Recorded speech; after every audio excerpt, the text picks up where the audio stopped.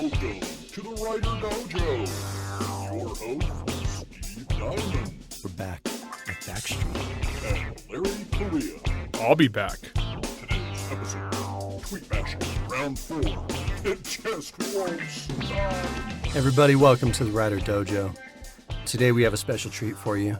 As you probably gathered from some of our earlier Twitter postings and Facebook postings asking for bad writing advice, because it's been too long, everybody, since your speakers have been blown out by Larry.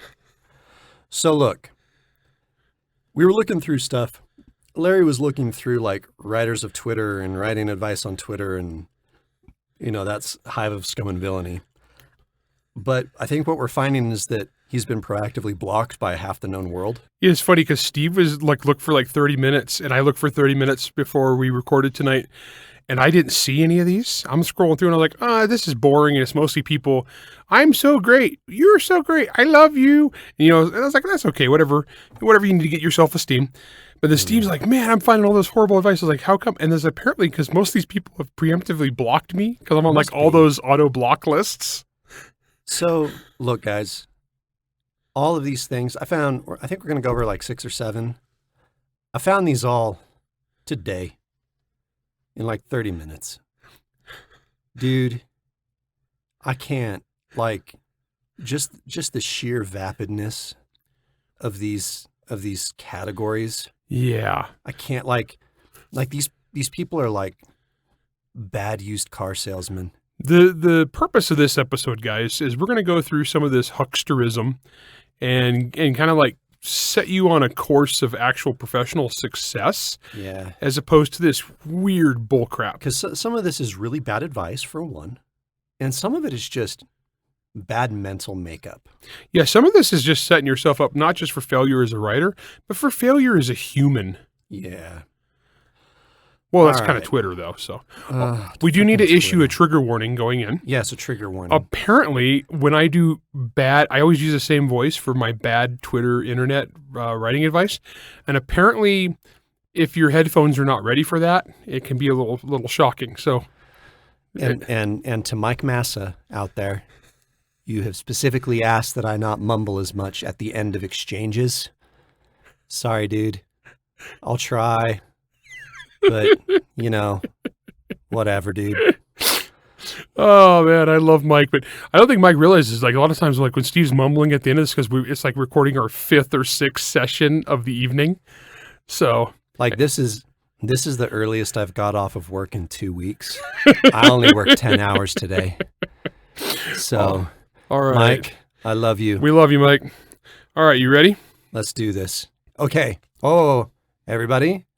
For the next just smidge, you might want to dial it down just a little. Just saying. Here we go. The best writers have a mental health concern, B, a traumatic past, C, a socially acceptable addiction. Or is there a better personality combination? ... question mark? Oh. What you guys don't know is from where I'm sitting, I can see the recorded waveform of this, and it's just this giant wall.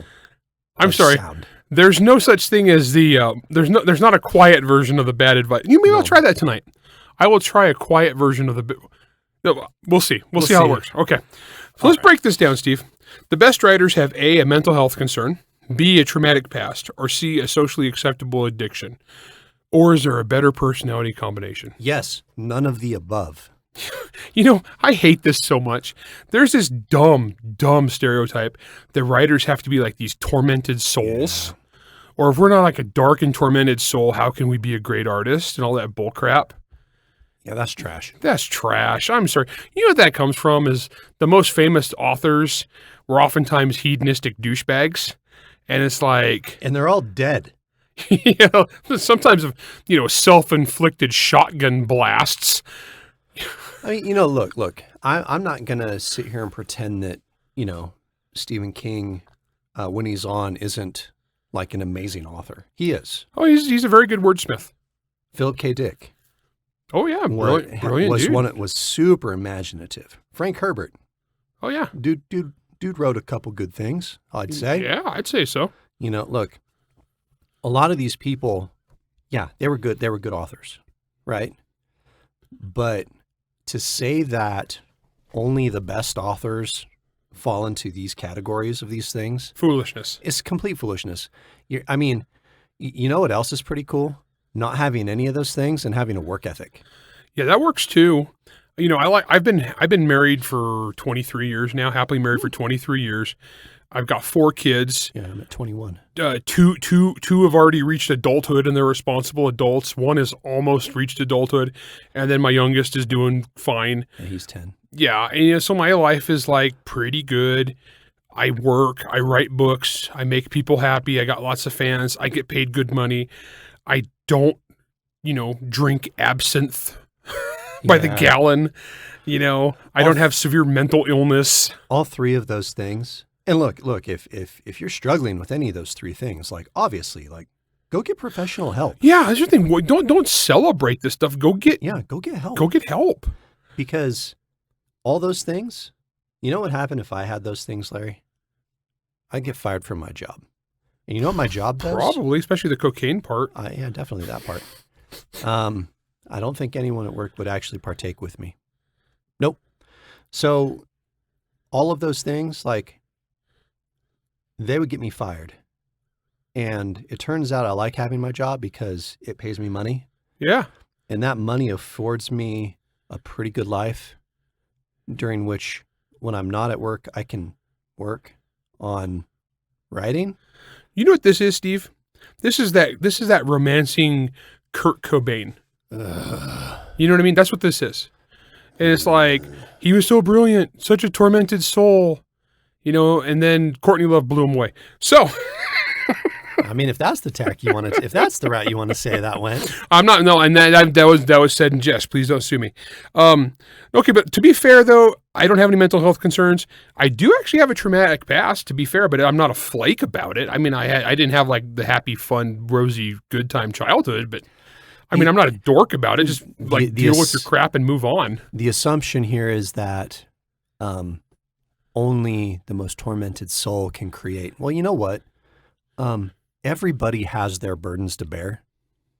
And it's not up to me and it's not up to anyone else out there to be like, oh, that person's burden's worse than mine, or my burden is way worse than theirs. Like, you know what? Maybe if I had their burdens or they had my burdens, we'd be even worse off. Yeah. And the thing is, a burden is just a burden. Everybody's got something. It doesn't mean you're a good writer or not. The socially acceptable addiction is, to be fair, caffeine for all of us. I'm only alive right now because of caffeine. I don't know a single writer that doesn't have caffeine addiction. So that was our first one. That was pretty horrific. Okay. Oh, they get better. Steve found all these today. Dude, this took me so little time.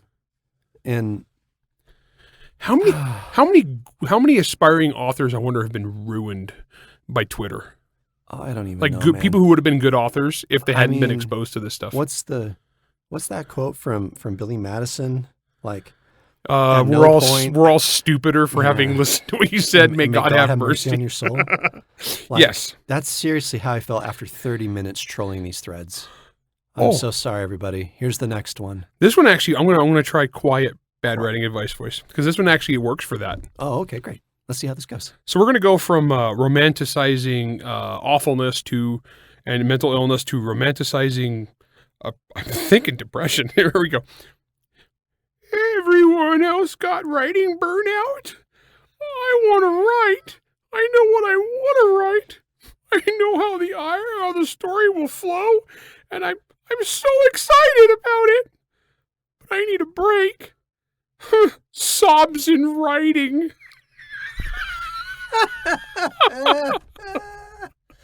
Oh, he straddled a nice line between sad and pathetic. It was so pathetic. Oh, gosh. All right. Okay, so in episode 0 of this, of season 3, we talked about how there's no ideal time. If you're always waiting for perfect conditions, you'll never get anything done. There's never a perfect time to write. I mean, it's not like I'm less busy right now than I was like a year ago. No, you just... In fact, I'm more busy, and yet I'm doing more writing now. You simply rise to the occasion, or you do not. Yeah. You know, there's not a perfect occasion. I mean, there's always going to be something. But this thing about, did anyone else get writing burnout? Yes, literally everybody who's ever written a book ever in the history of the universe. Yeah. Happens. Yeah. I've yet to meet a person who's not like, who loves every second of everything that they've ever written ever and want to do it all again the next day forever and eternity. Well, and it's interesting too, because we're not unique. Even Brandon does that. Come on. Yeah, we're not unique in this as writers, though, because every other career field has this too. You could have the funnest job in the world, and it's still your job, and there's still going to be times where your job is going to kick your butt. Oh, I'm in the middle of accounting burnout right now. Yeah, that's the thing. It really is. It fries your brain. Yeah. Well, I mean, there's NFL players. You're playing in the NFL. You are a professional football player. You're playing a game. You get paid millions of dollars to play a game that you've enjoyed since you were in Pee Wee football. And there are dudes who are addicted to cocaine and hookers because of the stress of their job. Think about the people like those folks on YouTube that stream playing video games because they love video games. Yeah. And they happen to be getting paid a gajillion dollars to play video games. Those dudes burn out. In fact, they almost all talk about it. Like, I'm just burned out from doing all this. Yeah. Dude, one of my favorite things in the world is shooting guns. I love shooting guns. But when I was a professional instructor and I spent like every single weekend at the range and 1 or 2 nights a week teaching concealed weapons classes, I got to the point where I hated it. I was so tired. And actually, when I got out of the gun business, I went about 3 or 4 years where I only shot just barely just to maintain bare proficiency because I'd lost all its fun. I mean, I still was good at it, but I wasn't doing it for fun. It wasn't until my kids started getting older and I needed to teach my kids that I actually really started getting back into it and really enjoying it. Burnout happens. I mean, back in the heyday of elitist book reviews, there's 1 year where I read 150 books so that I could review. And at the end of that year, especially once I tallied up how many words I'd written in terms of reviews, it was like 120K or 150K. Yeah, so a big novel like of a reviews. full legit novel. Dude, I was so burned out at the end of that year. Yep. Like, I have not once since read like that. Yep. It's too much. It happens. So this one here, to be fair, I'm glad I didn't use the bad writing of voice. This is just pathetic. This is pathetic. This is piteous. This is piteous mewling, okay? Because here's the trouble. No offense, nameless person. I don't think that question's asked in good faith. No, this is hey, look at me. This is theatrical. I'm a tortured artist. Okay, because here's the thing, like the whole, asterisk sobs in writing asterisk. Yeah, that's bullcrap. I mean, come on, man. Yeah. You know what sobs in writing is? I'm the big dumb idiot that just signed up to write a novel or write a nonfiction, my first nonfiction book in 1 week. I got 4 weeks. By the time this airs, you should have turned it in. Yes. And here's the kicker. You know what that actually gives me? Because it's nonfiction. That gives me 2 weeks to write 60,000 words and then 2 weeks to fact check everything and make sure I got all my stats and everything correct. Okay. So cry me a river, nameless person. You know what? When people actually, you and I privately have had very real conversations about these sorts of things, like real conversations. And we don't do that in public. No. And it's actually damaging to your career too. We've talked about this because we have friends that are professional writers, good writers, but they wear their hearts on their sleeve in public and they sob in writer. And what that is like, it's like the death knell of your career. Yeah. Because once you do that, your readers kind of lose faith in you. And then they're like, I mean, look, I'm all for open honesty and like transparency. Oh, me and you on this show, we talk about some. Well, and I've been, there's been a couple of times on this show where I've kind of worn my emotions on my sleeve. Oh yeah. But like that's so that you can understand like that we're humans and that, look, things can be really hard, but your attitude here, the attitude of this person. Yeah. This person isn't negotiating in good faith, basically, with this. No, I'm pretty sure this is. If the person was, I'd be like, look, like, go talk. I mean, hold your chin up. Yeah. Again, it was like what I talked about in our gun episode. Yeah. Like, it's okay to fail, but it's not okay to beat yourself up about it. Dude, some of these writers go out and touch grass. Okay? Yeah, seriously. Get off Twitter. Go like you did a couple months Oh, back. yeah. I had hit a wall, and I had Go writer for a burnout. hike. I went to a national park and hung out in a national park in the mountains. Hung out with in the Baba the Yaga's forest. raven. Yeah, and the ravens came, and I left shiny bolts for the ravens. There we go. Okay, so here's our Okay. next one. Third one. We're Third good. one. And then we'll go to break. Oh, heaven help us all. Oh my gosh, now this one gets bad writing advice. There's no pity for here. This one. While I seriously appreciate all the agents that are seeking marginalized voices, it makes me feel cheap to have to sell, in quotes, my sexuality to get representation. Anyone else? Happy face with a single bead of sweat?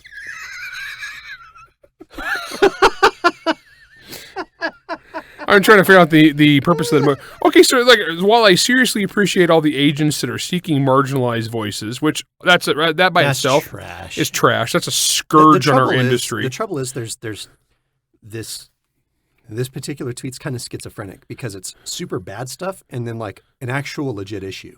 Yeah, that is an actual legit issue. That whole seeking marginalized voice, you guys know what that is? That's not diversity. That's not someone reaching out. That's a cynical New York business capitalizing on current political correctness for a quick cash in. Yep. So even if you are a marginalized voice, they don't give a crap about you. They are using you as a marketing tool. That's it. Yep. Now, the second part of that is interesting. Yeah, well, it makes me feel cheap to have to sell my sexuality to get representation. And you know what? That's right. Yeah, you know what it is? Is because if you show up and you're like, hi, I'm a straight white dude right now. Yeah, oh well. Good luck, kid. Hit the road, Jack. Like that, and you should feel cheap about it. You know what this tweet actually is? This tweet is, if there's any agents that are reading writers of Twitter, I have a different sexuality and I'm a marginalized voice. Why don't you engage? I'm gonna lure you out to have a conversation. Me. Come to me as my marginalized voice and let's talk about me selling my sexuality. Yeah. Here's the thing, in reality, guys, okay, New York Publishing actually cares about this crap. Well, they don't care. They're just cashing in on you. They're going to use you, and they're going to throw you in the trash the second you're inconvenient and move on to the next shiny thing. Yeah. They don't give a crap about your career. They're the most dishonest, garbage humans you will ever meet in your life. These people disgust me to the core of my being. Like, I can't even convey how vapid, shallow, and provincial they are. I mean, look, you and I, we write for Bain. Oh, yeah. Which is Bain, which is not in Manhattan. Bain is not in Manhattan, and they don't care about this stuff. No. So we were talking, and I'm not going to say this person's name out loud, because this person just signed a deal with Bain, and by the time this airs, it might be public. I don't know. I assume it will be public. Depends on how long it takes for the contracts Who to go in the knows? mail. Paperwork is crazy. But what the person told me was basically he was so shocked by the communication he was receiving from Bain, and the care that they wanted to give him in terms of marketing and how they were wanting to work with him, that he was so impressed with it and how comfortable and welcome it made him feel. That's how a publisher should be. They shouldn't be like, well, look, we need to check our quota of diversity boxes, of our mandatory diversity boxes Here's today. the kicker. That's not even our last mandatory diversity tweet. Oh, heaven help us. Okay, look. I got to take a break or I'm going to murder myself. We'll be right back. In Agent Omega's scientific worldview, certain things were impossible. And the claim of this tall, imposing alien calling herself McClestra, that she came from another universe, was impossible. Worse yet, McClestra claimed to be a bounty hunter tracking evil, a shape-shifting perpetrator wielding real, world-shattering magic. Wizardry that could destroy a world or a galaxy. But for all that, It was the gigantic sword on her back that was the true threat to everything Echo and Omega held dear. A 5-foot-long blade, crowned with a hilt of fabulous gems and precious metals. A sword literally haunted by a spirit that could end galactic civilization, and more. Division 1, Book 14, The Bounty Game, is available in Nook, Kindle, and trade paperback wherever fine books are sold. Pick up your copy today.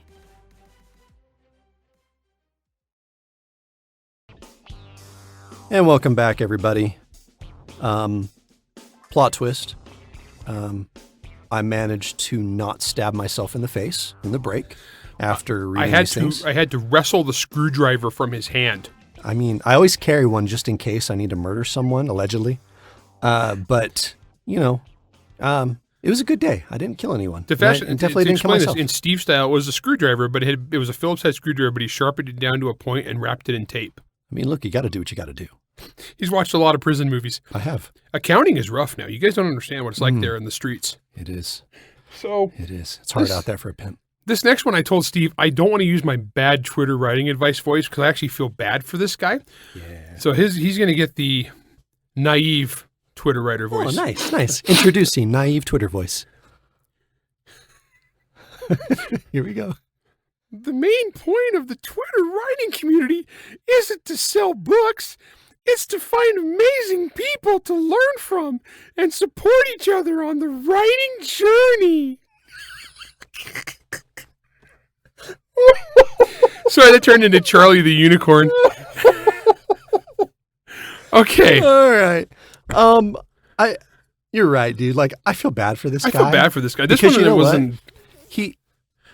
I think he has some seeds of a right idea there. Well, the idea of networking. Somebody sent this one to me on Facebook. Yeah.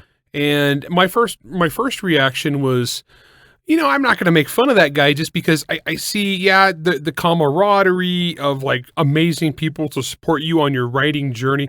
That sounds great. That's great. Right?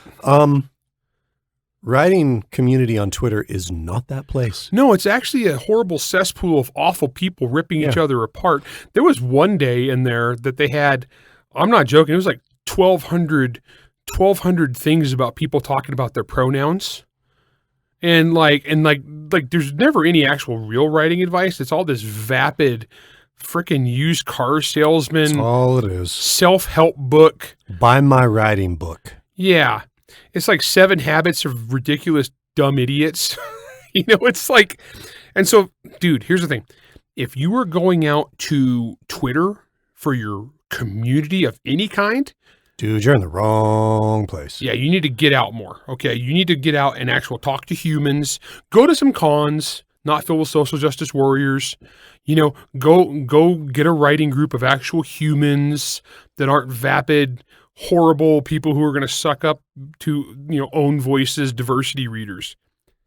Like I said, touch grass. Oh, this next one. Dude. This next one's corporate. I'm going to murder someone. This one's corporate. I don't know if I have a corporate bad writing advice. Actually, I do. Oh, here we go. See, guys, I GM a lot of games. Oh, nice. Here we go. If you have ever wanted to include more diverse characters in your stories, but weren't sure how, then we have the post for you. This month on the blog, we sat down with best-selling author Lauren Blakely. Oh, sorry, I probably should have took that off. Yeah, I don't even know who that is. It doesn't matter. This is actually from Amazon. To talk about writing from outside your experience, how to create authentic characters and storylines, when to call in a sensitivity editor, and why it matters so much. Read the full article here, and I hope that no one clicked here. Take care, the ACX team. Okay, first off. I'm going to shoot myself. First off, all right, so no offense to whoever this author is. I have no idea who she is, but my only comment on this, and this is coming from corporate America, telling you when you need to call us. Steve, when do you need to call in a sensitivity editor? Let's see. Has hell frozen over? Yeah. Maybe. I was going to say never. Yeah, I don't think so. About the same time you would go buy a $5 footlong from Subway, which is never. Could it be Satan? Yes, that's pretty much a sensitivity editor. That is, okay, guys, sensitivity editors is one of the most evil things in the history of publishing. It's total bullcrap. It's you as an artist, as a creative, giving power over your work to some freaking gender studies major who's never written crap to tell you how you can and can't make art. Well, no, it's always can't. It's always can't. And they're going to cancel you. Yeah, they're never going to be like, oh, good job. Good job, Jimmy. You did the right thing. No, as we've established before, these people, you will never make them happy. No matter what you do, you're always bad. And you could do... And you should feel bad about it. Well, we've gone over this before with the mandatory diversity thing. If you do write another culture, they'll yell at you for doing it wrong. And if you don't write another culture, they'll yell at you for stifling diversity. There's no win, guys. Sensitivity editors are crap. The only way to win that game is to not play it. Exactly. It's war games. It's tic-tac-toe with nuclear weapons. Okay, don't mess with it. And so when to call a sensitivity editor? Never. And why it matters so much? Evil corporate publishing. Gosh dang. Caving in to whining social justice harpies. That's why it matters. I don't understand. I don't understand where people think that just because something is different, that you're not allowed to do it, that you're not allowed to even think about it, and that you need permission to execute it. Like, I mean, if I listened to sensitivity readers, Son of the Black Sword would never exist. Well, and half your Monster Hunter squad wouldn't exist. Yeah, half of MHI would not. Well, actually, none of MHI would exist. True. I mean, it's in Alabama. Mm. I mean, it doesn't matter that I live there and I'm adopted Southerner and know the culture really well. Doesn't matter. Sensitivity reviewers, guys, garbage, evil, run away. Okay. Let's see. There's another one. This is what Steve found in 30 minutes. Guys. Of And one day. I think all this was posted today. Dude, it's so bad in there. Okay, this is what the WriterDojo is for. We're here for you guys' dose of harsh reality. I was having such a good day, guys. Like, Steve. I got invited to anthologies. Steve, we're like, we are here with this is a self-help episode. We're like the Jordan Peterson of writing podcasts. We're just gonna take abuse. We need EVS to come illustrate for us. Yeah, see, we actually know really awesome comic book people. So dang. All right, so here this one gets bad. Okay. Okay. Hold on. I gotta loosen up. I gotta psych myself up. Steve, this is like torture for Steve. I gotta listen to Eye of the Tiger really quick. I'll be right back. All right. Here we go. Okay, novelists, I haven't done this yet. Parentheses, I have published some short stories. Parentheses, do I write the entire, it's in caps, first draft of my novel before I edit anything? I'm liking the first 10 pages, but I am already seeing problems. I can't even get through this one. It's so bad. This is like trying to read Daily Unbreaded. Okay, guys. Dude. Go. Okay. Let me try, see if you guys can catch the problems here from a professional novelist standpoint. Okay, novelists. That would be me, Steve. Okay, we're novelists. We've done that. We've done it a couple times here. I haven't done this yet. Okay, that's fair. That's fair. That's fine. That everyone starts somewhere. I have published some short stories. High five. Great. Good for you. Done that too. Do I write the entire first draft of my novel before I edit anything? Okay, first off, how could you not? But I'm liking the first 10 pages, but I'm already seeing problems. Okay, guys. Dude, that's 2,500 words. All right. Here you go. Give me an effing break. So, to put this in perspective, that's kind of like asking, I'm trying to even find an analogy that works for this. So I'm going on a road trip, Steve. I'm going to go on a road trip. Fun. We should do it. I'm going to drive to Canada. Oh, nice. From Utah. I'm going to drive from Utah to Alberta, Canada. Seems like a terrible idea, but have fun. Okay. By the time I got to the end of my driveway, my tires fell off. Well, crap. Do you think I should check my car? I mean, Do you really want to get to your destination? I'm just saying. Okay, think about this logically, guys. Okay, novelists, think about this logically. If you start a project and you are at the very, very 10 pages, that's what, first day? That's 2,500 words. Yeah, so it's your first day. Yeah. Or 2 days. I'm assuming it's double spaced. Yeah, actually. If it's not double spaced, that's 5K. Yeah. So let's say this is what she's written. So in a process, it's going to take her 6 months to a year if she's fast, which I'm assuming most of these Twitter people aren't cranking books out super quick. If you have problems in your manuscript in the first 1% or 2% of the manuscript, do you write all the way to the end and then fix the whole 100,000 words? Or do you stop and assess and fix then? Yeah, I just want to murder people, Larry. Okay, this one is like, I shouldn't even need to explain this as a creative. This is more just such a basic logic, common sense kind of thing that, yes, guys, you edit as you go. You edit the whole thing when you're done because then you have a cohesive product and you know like where all your bumps are and where, you know the journey and where to fix and go back in time and correct stuff. And that's the beauty of word processing. You can do that. But this whole thing with, do I wait to the end? No, that's idiotic. Especially if you have problems in the first 1% of your journey. If you have, okay, there's a couple things with this that I take issue with. One, this person doesn't even know what they don't know yet. And it's obvious to me that this person doesn't understand the story that they're writing. Look, I'm a discovery writer. You're an outliner, but we've both done both things. Yep. Even in discovery writing, like hardcore discovery writing, I have never once had this problem. Yeah. Not once. That's horrible. Yeah. That's a cry for help. And again, I gotta wonder if the person is negotiating in good faith here. I bet you $10 million. Oh, sweet. That it can just be 1.45 and then I can buy the house next to you.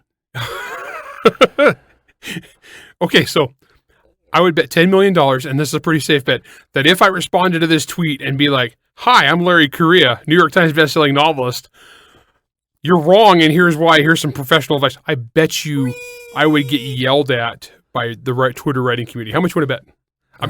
This is just, no. Yeah, that's a safe bet. I guarantee it. Dang it. Because they don't want actual professional writing advice. They want attention, and they want to pat each other on the back and tell each other. Because I chimed in on the pronoun thing when they. Did you? Oh yeah, you can imagine how that went over. Oh, heaven help me. Yeah. Okay. So this is our last one. I think we got one more. Thank goodness. This is what he found in 30 minutes, people. Guys, it didn't take long. Okay. This one also gets bad advice. These aren't even really bad advice. These are more asking for bad advice. Well, it's people who I don't think they actually care about learning like most of our listeners do. These people care about attention. This one's actually a quote from somebody who I'm assuming is a pretentious author. So I'm going to cut out the title of their book so as to not make. Could we try really hard not to give call attention to dumb people? Well, we try not to call out bad. Okay, here we go. I never said a word count. Why write 500 bad words when 10 good ones would be better? We talk writing with insert novel title here by author Larry cannot say on the internet. So, hey Larry. Yeah. Hey Larry. Yeah, Steve. Word counts are for chumps, man. Word counts are for punks. Like you should never track your progress in anything. You should just go with the flow, dude. Yeah. You know what every single one of my novel contracts has on it? A word count? A specified minimum word count. Yeah. Yeah. Turns out that's important. You know what every single short story I've ever sold to an anthology has? Word count. Specified word count. And guess what? We're paid by the word in short stories. Yes. Every single Audible exclusive I've ever done, you know what it had on that contract? Yeah, specified minimum word count and maximum word count for audio because they don't want to go over that because they're having to hire other people to record and edit all that stuff. Yeah, this is some of that bull crap. I'm an artiste. Yeah. What that tells me is you don't sell anything, or you maybe wrote a book and it was like one of your artistic bullcrap books. Okay. In an earlier episode, we were talking about all the short stories I'd written in short order and all the other ones that I still have to write, Yeah, like 12 of them. like all of them, I was breaking it down by week. And I'm like, okay, if I have to turn in story X by this time, I know that this story is going to be roughly in the 5,000 to 6,000 word range. So I know that I need to write X number of words per day just to feel comfortable getting it done on time. This is so dumb because our writers and artistic types, we tend to do this bullcrap where I'm above the world. I'm in the world, but not of it, you know? And it's like, no, do you want to get paid? Yeah. Do you want to make a living? It's like, Steve, if you went to your controller job and be like, I don't want to judge my accounting on the amount of paperwork I actually get done. What's the point of... of... You know what? Just, if I only do one spreadsheet today, as long as it's pretty awesome, that'll make up for, not getting out $1 million in billings right now. I don't need to reconcile the entire bank account. Just one of the accounts in there because it's a good one. If I reconcile just the one that moves me. Yeah. Generally, that'd be the cash account. This is the stupidest thing ever, guys. Yes, of course, you set word counts. You set word count goals. You set word count times. You write to a word count goal. You just do. This whole, I'm going to lackadaisically move along the river of life. That's not how it works. Not for professionals who want to make a living. That is not how it works. It's like, you guys think that professional artists don't set goals and don't set quotas and don't set... Like, I need to get the following pieces out the door to my paying customers in a certain amount of time. Let me see here. Let me see. Yeah. This one boggles my 2%. mind. Okay, yeah, so that's 2%, right? So they're like, why do 500 words when 10 words is good? So you're saying that with 2%, you can make a book just as good as the whole on 2% of it. I phoned in 2%, but it's really good. I mean, okay. So Servants of War is about 150K, right? Yeah, it's like 140, 150K, I think. Okay. So 2% of that. I mean, that's 3,000 words. So yeah. You know what, Larry, why did we write a 150,000 word novel? We could have just written a 3,000 word novel to tell the whole thing. Yeah. I mean, it would seems legit. It would be just as good. You know what? It seems like this person has 2% of the talent as most people and should get the crap off Twitter and do their freaking job. Yeah, and guys, honestly, 500. I write 500 bad words for this tweet. They all start with F. Yeah. All right, so that was, guys, just give me an idea. That was tweets from today that Steve gathered in 30 minutes of looking on one hashtag on Twitter. I'm going to murder someone, dude. You said every single one of these as a professional artist is so offensive and dumb and ridiculous and just completely ass backwards. Well, and the thing is I mean, looking at the number of people within those that are within these quote unquote communities, like there's a lot of people in them. And if these people are legitimately looking at this stuff and taking this advice and learning from these very, very self-destructive attitudes, like these hashtags are potentially and likely are ruining hundreds of writers, potential writers. That's the thing. There's probably really talented writers who don't know any better. And they could have good careers, but they glom onto this really crap. That's why it offends me, and that's why we'll always do the bad writing voice. Yes. Because, I mean, I'm not just bagging on these people. I'm bagging on them because they're actually harming other people. And these are the same people who always talk about harm in marginalized communities. You know what a marginalized community is? Good writers. And they're a minority, okay? And so don't do this to them, guys. This is awful. Well, remember back to the Dave Butler episode when he was talking about acquisitions and stuff. Oh yeah. And he was talking about all the things that he looked at and he's like, look guys, the stuff that comes across my desk is so bad. Some of it, the vast majority of it is so bad that if you're even halfway good, you're going to stand out so hard from all these other people. So look, that's all the time we have for you today. I need to go, put bleach in my eyeballs. I'm going to give him his shiv back. Frack.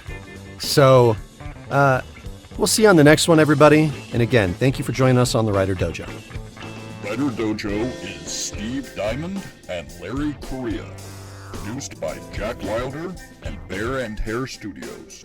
Theme song, Word Mercenaries by Craig Nybo. New episodes come out every Wednesday wherever you stream your content. If you enjoyed this podcast, you can help support us by going to anchor.fm/WriterDojo, by leaving a 5-star rating and review, and by helping to spread the word. To advertise on the Writer Dojo, email ads@writerdojo.com. All questions and comments can be emailed to questions@writerdojo.com. Yeah, that was painful. They're so awful. Dude, I can't handle the vapidness.